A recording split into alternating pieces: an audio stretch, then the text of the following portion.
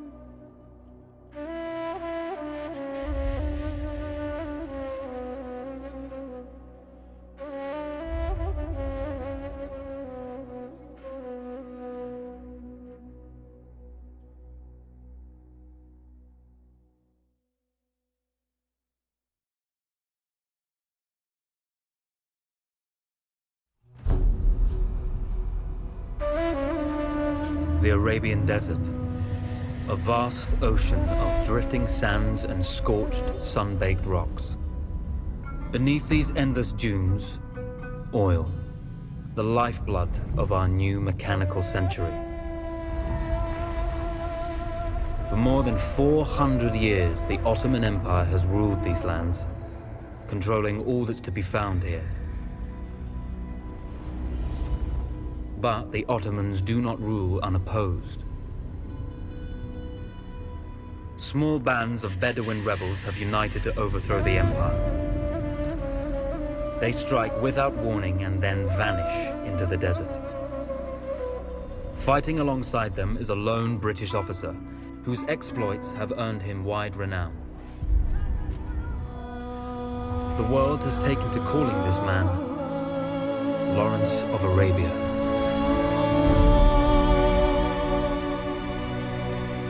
In the desert, you rely on good planning, but you also hope for a dash of luck. And luck was with us when we learned of a recently derailed Ottoman train carrying a most interesting piece of cargo.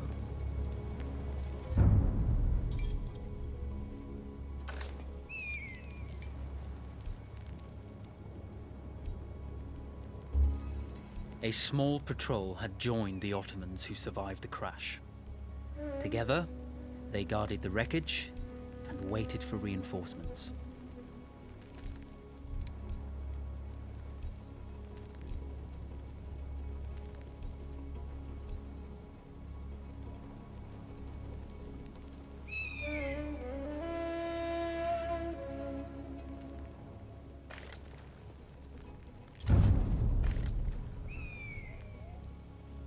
We strive to do what we think is right, and push through those who would stop us from achieving this, no matter the cost.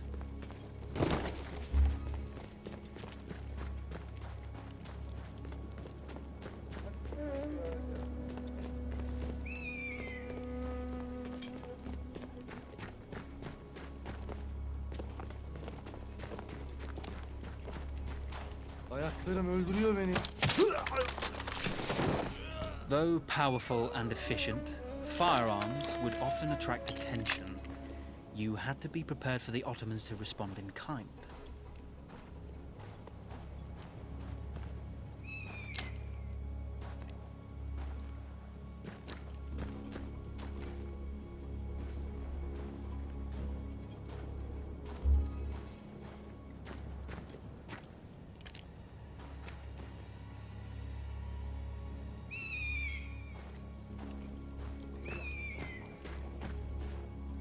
Habire bana düşüyorlar. Her gece de olur mu ya? Ya Rabbim, bizim şu yüzbaşının kafaya inse bir şarapnel ne olur ya? Sakin. Aferin oğlum, aferin.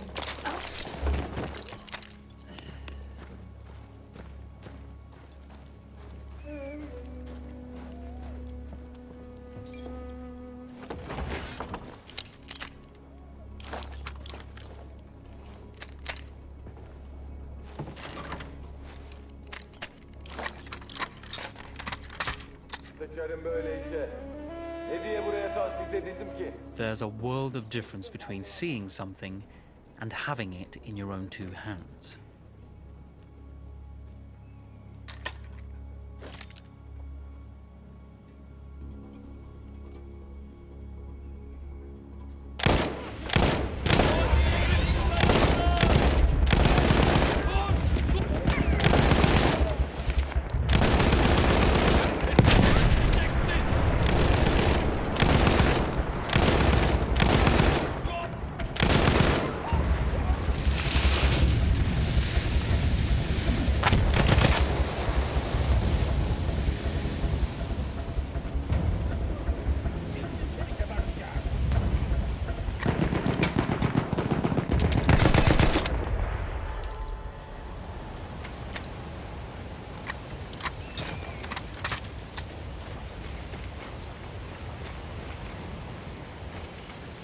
When your enemy has better weapons and better equipment, steal from your enemy.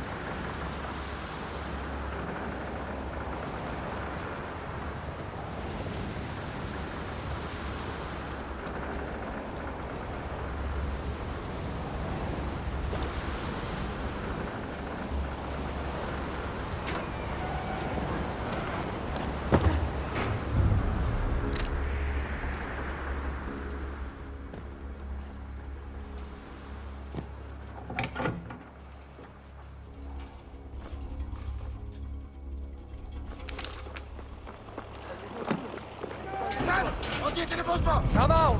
It's over.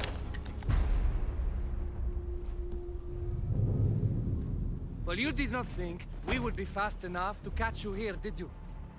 Lawrence of Arabia.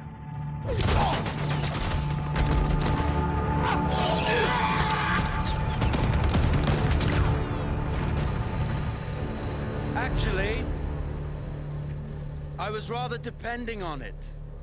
Lawrence. Well, this is very clever. Now the hunter becomes the hunted. So who might you be? How enchanting you are, my dear. Ahmed, I'll show you enchanting. If it weren't for you, I'd be free. Free, is it? You'll be free when you're dead. And I'm happy to tell you, the Empire intends to grant you all this freedom very soon. Even now, an engine of destruction scours this desert, obliterating your allies, your families, your homes. Soon there will be nowhere to run. Nowhere to hide. Soon all that you know, and all that you love, will be ashes. You will all be free to die.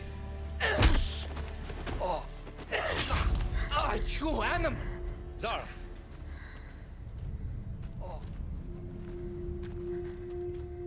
Now I understand that you would like nothing more than to strip the flesh from that man's feet and send him off into the desert naked to die.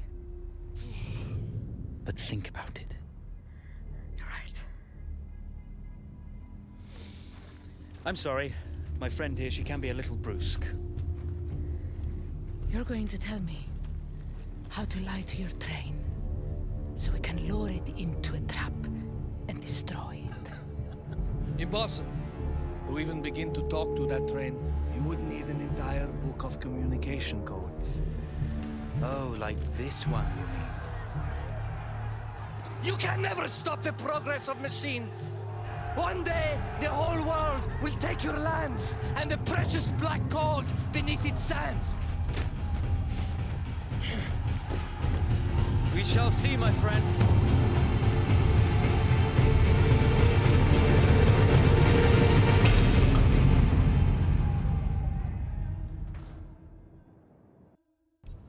Of course, obtaining the codebook was not enough. To destroy this Iron Dragon, this Canavar, as the Ottomans had named it, we had to send it 3 encrypted messages telling it to stand down. There were Ottoman outposts scattered along the railroad tracks. The commanders there carried high-priority message capsules. We had to use those to send our orders. Infiltrating the village wouldn't be easy.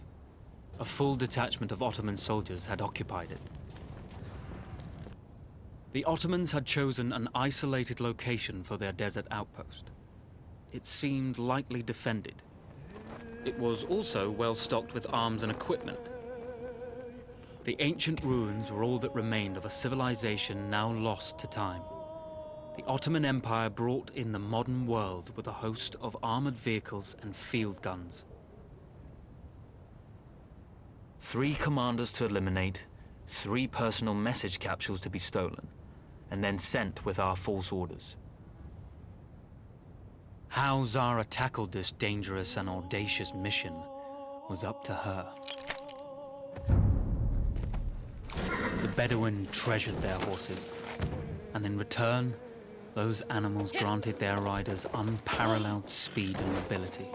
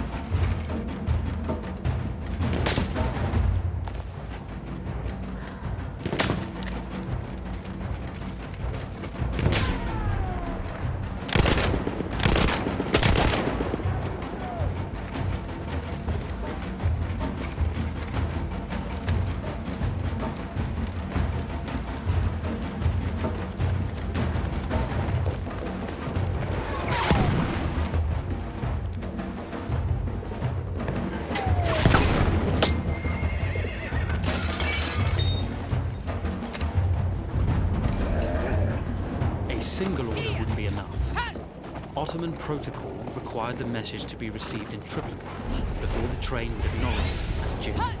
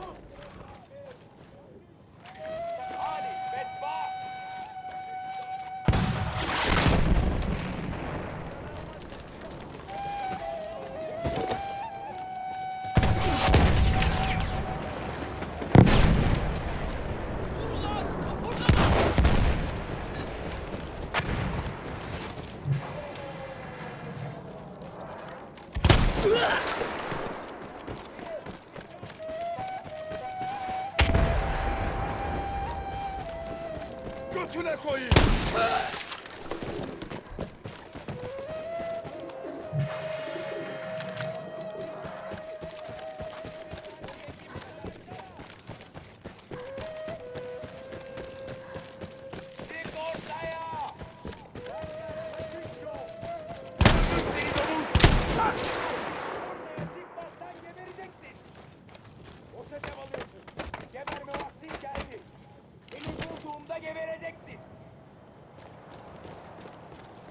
Geberme vaktin geldi. Ortaya çık it oğlu.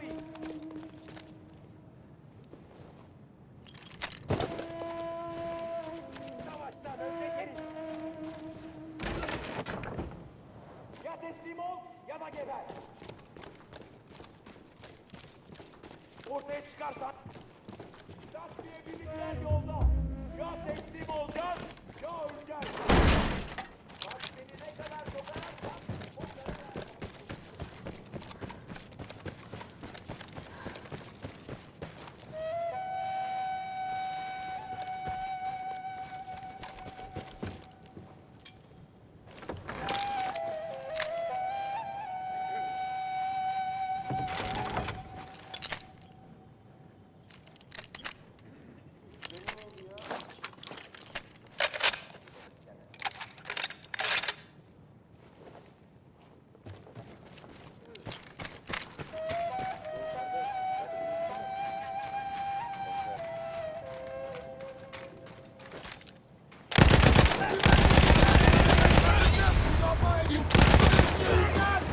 Aramaya devam.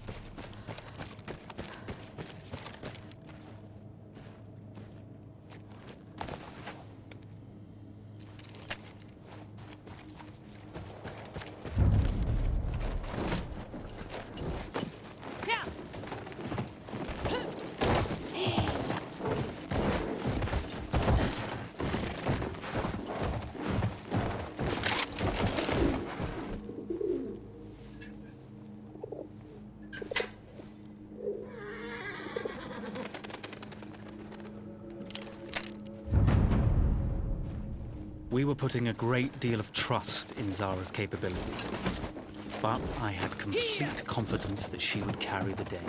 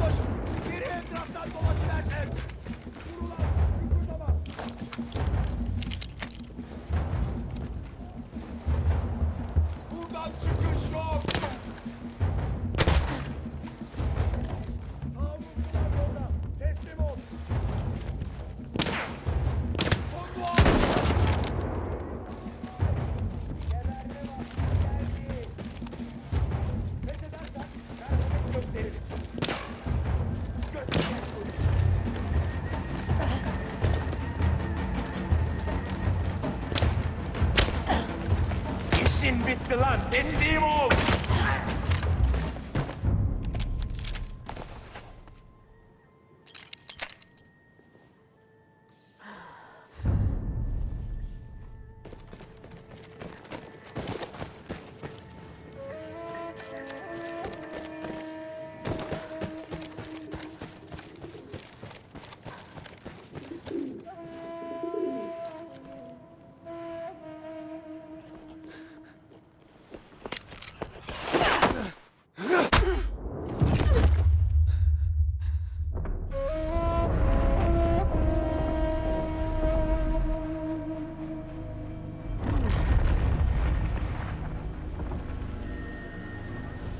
You see, the message had already been sent, my dear.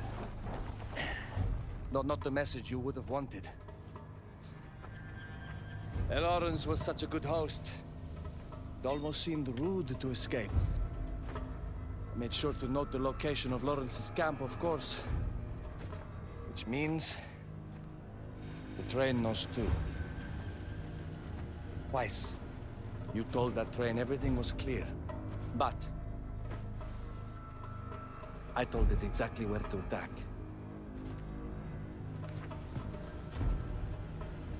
The beast has your scent, my dear. And it's coming to slaughter you and your little band of rebels. First, the firestorm from the cannon. Then, up close with the troops to slaughter any survivors.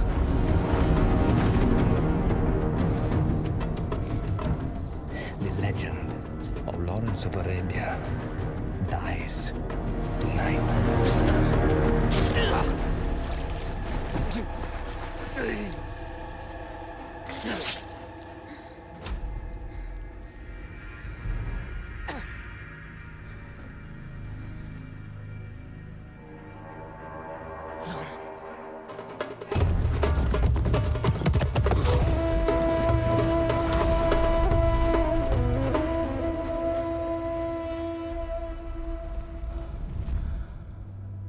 We slipped away just in time. Tilkitchi was a fool to think we'd ever stay after he escaped. The carnival won't stop hunting us. No, it won't. Let me think. The train's coming a long way. So it'll have to stop to take on water. That's where we strike. Agreed. I'll deal with any sentries, then rig explosives on the track. Yes, and I'll rally our fighters. When I blow the lines, the train will be trapped. So when you hear the blast, you need to attack them with everything you have. It's good. But you know that there's a chance the men may not come. You may set off those explosives and find you're out there all alone. You know that. I guess I won't know either way until I set it off.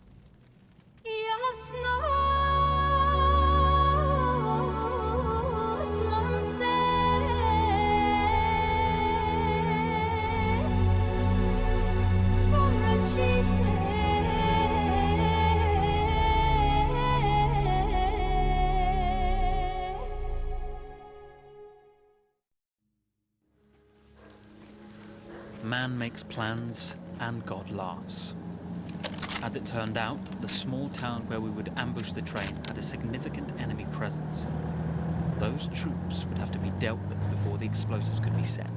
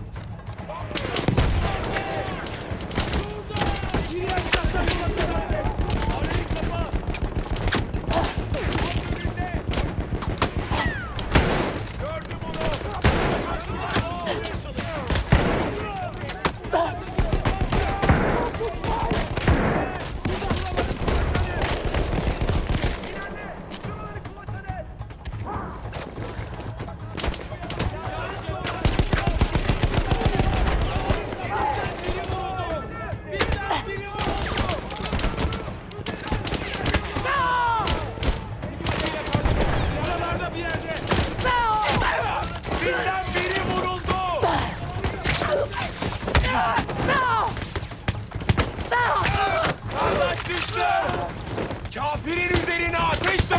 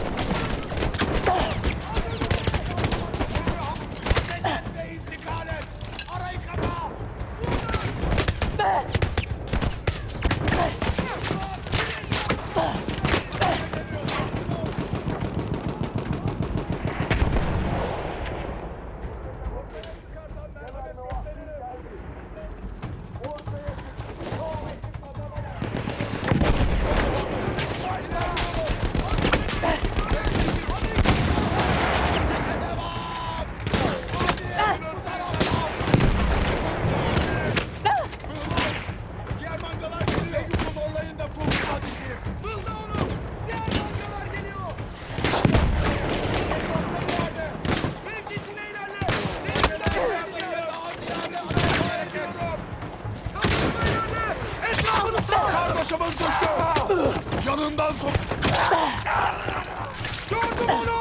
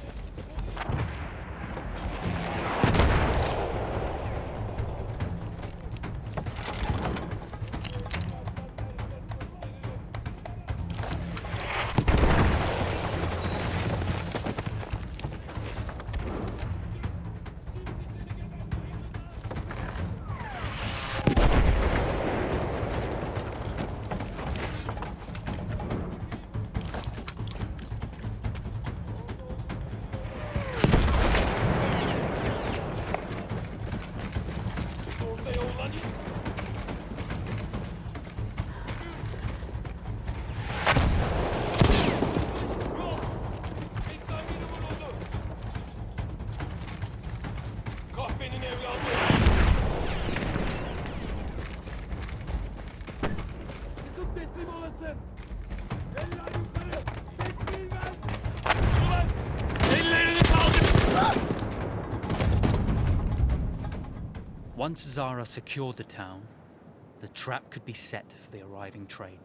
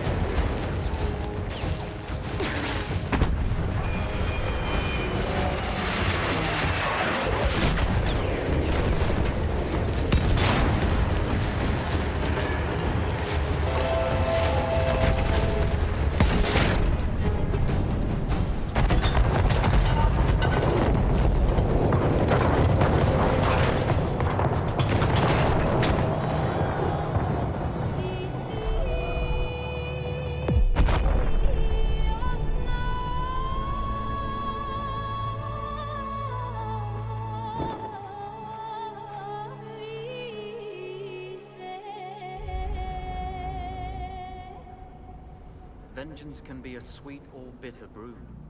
How did you find it, Zara?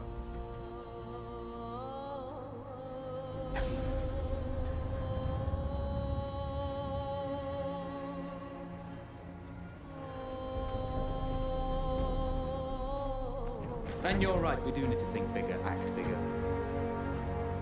Maybe even the Suez Canal.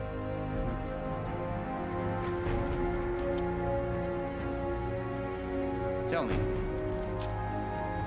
what do you know about battleships?